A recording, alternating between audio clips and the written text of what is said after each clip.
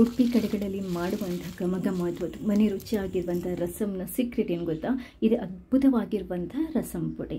ಈ ಪುಡಿಯನ್ನು ಹೇಗೆ ಮಾಡೋದು ಅನ್ನೋದು ಗೊತ್ತಾಗಬೇಕಾದ್ರೆ ಈ ವಿಡಿಯೋನ ಮಿಸ್ ಮಾಡದೆ ಪೂರ್ತಿಯಾಗಿ ನೋಡಿ. ಹಲೋ, ನಮಸ್ತೆ ಎಲ್ರಿಗೂ. ಸಾಮಾನ್ಯವಾಗಿ ಉಡುಪಿ ಕಡೆಗಳಲ್ಲಿ ಮಾಡುವಂತಹ ರಸಮ್ ಇರುತ್ತಲ್ವ, ಅದು ತುಂಬ ಚೆನ್ನಾಗಿರುತ್ತೆ. ಸಾಮಾನ್ಯವಾಗಿ ನೀವೇನಾದರೂ ಎಲ್ಲಾದರೂ ಉಡುಪಿ ಕಡೆ ದೇವಸ್ಥಾನಗಳಲ್ಲಿ ಹೋಗಿ ಊಟ ಮಾಡಿದ್ದಿದ್ರೆ ನಿಮಗೆ ಖಂಡಿತವಾಗ್ಲೂ ಅದರ ರುಚಿ ಗೊತ್ತಿರುತ್ತೆ. ಇವತ್ತಿನ ವಿಡಿಯೋದಲ್ಲಿ ಉಡುಪಿ ಕಡೆ ರಸಮ್ಗೆ ಹಾಕುವಂಥ ಪೌಡರ್ ಇದೆಯಲ್ವ, ಅದನ್ನ ಯಾವ ಥರ ಮಾಡೋದು ಅನ್ನೋದನ್ನು ಹೇಳ್ಕೊಡ್ತಾ ಇದ್ದೀನಿ. ತುಂಬ ಅದ್ಭುತವಾಗಿರುವಂಥ ರೆಸಿಪಿ ಇದು. ಒಂದ್ಸರಿ ನೀವು ಈ ರಸಮ್ ಪುಡಿಯನ್ನು ಮಾಡಿದರೆ ಯಾವಾಗ ಬೇಕಾದರೂ ಮನಸ್ಸು ಬಂದಾಗ ನೀವು ರಸಮನ್ನು ಸುಲಭವಾಗಿ ಮಾಡ್ಬೋದು. ವಿಡಿಯೋನ ಪೂರ್ತಿಯಾಗಿ ನೋಡಿ. ಈ ರಸಮ್ ಪುಡಿ ರೆಸಿಪಿಯನ್ನು ಟ್ರೈ ಮಾಡಿ ಮರೆಯದೆ ನನಗೆ ನಿಮ್ಮ ಫೀಡ್ಬ್ಯಾಕ್ನ ತಿಳಿಸಿ. ಫಸ್ಟ್ ಟೈಮ್ ಏನಾದರೂ ನೀವು ನನ್ನ ಚಾನೆಲ್ ನೋಡ್ತಾ ಇದ್ರೆ ದಯವಿಟ್ಟು ಸಬ್ಸ್ಕ್ರೈಬ್ ಆಗಿ, ಯಾಕಂತಂದರೆ ನಾನು ನೆಕ್ಸ್ಟ್ ಹಾಕುವಂಥ ಎಲ್ಲ ವಿಡಿಯೋಗಳನ್ನು ನೀವು ಮಿಸ್ ಮಾಡದೆ ನೋಡ್ಕೋಬೋದು. ಥ್ಯಾಂಕ್ಸ್ ಎಲ್ರಿಗೂ. ಈ ಪುಡಿಯನ್ನು ತುಂಬಾ ಸುಲಭವಾಗಿ ಮಾಡ್ಬೋದು. ಸ್ಟವ್ ಮೇಲೆ ಒಂದು ಬಾಣಲೆ ಇಟ್ಟು 1/4 ಚಮಚದಷ್ಟು ಕುಕ್ಕಿಂಗ್ ಆಯಿಲನ್ನು ಹಾಕ್ಕೊಳ್ಳಿ. ಈಗ 1 ಕಪ್ಪಷ್ಟು ಕೊತ್ತಂಬರಿ ಬೀಜ, ಅಂದರೆ ಒಂದು 10 ಚಮಚದಷ್ಟು ಕೊತ್ತಂಬರಿ ಬೀಜ, 1/4 ಕಪ್ಪಷ್ಟು ನಮಗೆ ಜೀರಿಗೆ, ಅಂದರೆ ಒಂದು 3 ಚಮಚದಷ್ಟು ಜೀರಿಗೆ, ಒಂದು ಅರ್ಧ ಚಮಚದಷ್ಟು ಮೆಂತೆ, ಒಂದು 10 ರಿಂದ 15 ಕಾಳುಮೆಣಸು. ಇಷ್ಟನ್ನು ಹಾಕ್ಕೊಂಡು ಚೆನ್ನಾಗಿ ಹುರಿದ್ಕೋಬೇಕು.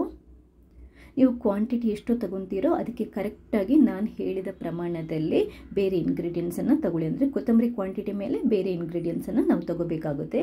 ಕೊತ್ತಂಬರಿ ಎಷ್ಟು ಹಾಕ್ತೀವೋ ಅದರ 1/4ರಷ್ಟು ಜೀರಿಗೆ ಹಾಕ್ಕೊಳ್ಳುವಂಥದ್ದು.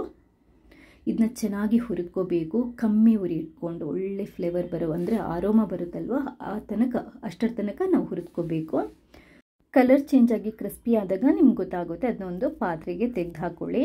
ಈಗ ಅದೇ ಬಾಣಲೆಗೆ ಮತ್ತೊಂದು ಚೂರು ಆಯಿಲನ್ನು ಹಾಕ್ಕೊಂಡು ಒಂದು 10 ಬ್ಯಾಡಗಿ ಮೆಣಸು, ಒಂದು 4-5 ಗುಂಟೂರು ಮೆಣಸು ಮತ್ತೊಂದು ಸ್ವಲ್ಪ ಕರಿಬೇವನ್ನು ಹಾಕ್ಕೊಂಡು ಚೆನ್ನಾಗಿ ಹುರಿದ್ಕೋಬೇಕು. ಇದನ್ನು ನೀವು ಇಷ್ಟು ಕ್ರಿಸ್ಪಿಯಾಗಿ ಗರಿಗರಿಯಾಗಿ ಹುರಿದ್ಕೊತೀರೋ ಅಷ್ಟು ಸೂಪರಾಗಿ ರಸಮ್ ಪೌಡರ್ ಅಥವಾ ಅಷ್ಟು ಫ್ಲೇವರ್ಡ್, ಅಂದರೆ ಅರೋಮ ಇರುವಂಥ ರಸಮ್ ಪೌಡರ್ ರೆಡಿ ಆಗುತ್ತೆ. ಮಸಾಲ ಪೌಡರಲ್ಲಿ ಅಥವಾ ಈ ಸಾಂಬಾರು ಪೌಡರ್ ಮಾಡುವಾಗ ನಾವು ಯಾವ ಥರ ಹುರಿದ್ಕೊತೀವಿ ನೋಡಿ, ಅದೇ ಮೇನ್. ಅದರಲ್ಲಿ ನಮಗೆ ಅರೋಮ ಅಥವಾ ಘಮಘಮ ಅನ್ನುವಂತಹ ಸುವಾಸನೆ ಸಿಗೋದು. ನೋಡಿ, ತುಂಬಾ ಚೆನ್ನಾಗಿ ಕ್ರಿಸ್ಪಿಯಾಗಿ ಎಲ್ಲದನ್ನು ಹುರಿದ್ಕೊಂಡು ರೆಡಿ ಮಾಡ್ಕೊಂಡು ಇಟ್ಕೊಂಡಿದ್ದೇನೆ. ಇಂಗ್ರೀಡಿಯೆಂಟ್ಸ್ ಇಷ್ಟೇ, ಬೇರೆ ಏನೂ ಹಾಕುವಂಗಿಲ್ಲ. ಅಂದರೆ ಬೇರೆ ಒಂದು ಸ್ವಲ್ಪ ನಾವು ಇಂಗು ಮತ್ತು ಅರಿಶಿನ ಪುಡಿ ಹಾಕೋಬೇಕಾಗುತ್ತೆ. ಅದು ಬಿಟ್ಟು ತೊಗರಿಬೇಳೆ ಇದನ್ನೆಲ್ಲ ನಾವು ಯಾವುದನ್ನು ಹಾಕ್ಕೊಳ್ಳಲ್ಲ ಉಡುಪಿ ಸ್ಟೈಲಲ್ಲಿ ಮಾಡುವಂಥ ರಸಮ್ ಪುಡಿಗೆ. ಇದಕ್ಕೆ ನಾವು ರುಬ್ಬೋಕ್ಕಿಂತ ಮುಂಚೆ ಒಂದು ಸ್ವಲ್ಪ ಅರಿಶಿನ ಪುಡಿ, ಆಮೇಲೆ ಒಂದು 1/4 ಚಮಚದಷ್ಟು ಇಂಗನ್ನು ಹಾಕ್ಕೊಂಡು ನೀವು ಗ್ರೈಂಡ್ ಮಾಡ್ಕೋಬೇಕು. ರಸಮ್ ಪುಡಿನ ತುಂಬ ನುಣ್ಣಗೆ ನಾವು ಗ್ರೈಂಡ್ ಮಾಡ್ಕೊಳ್ಳುವಂಥ ಅವಶ್ಯಕತೆ ಇಲ್ಲ. ಸ್ವಲ್ಪ ತರಿಯಾಗಿರಬೇಕು. ರಸಮ್ಗೆ ಯಾವಾಗಲೂ ಅಷ್ಟೇ ನಾವು ಒಂದು ಸ್ವಲ್ಪ ತರಿ ಇದ್ರೇ, ಚೂರು ತರಿ ಟೈಪ್ ಇದ್ರೇ ಸೂಪರಾಗಿ ಬರುವಂಥದ್ದು.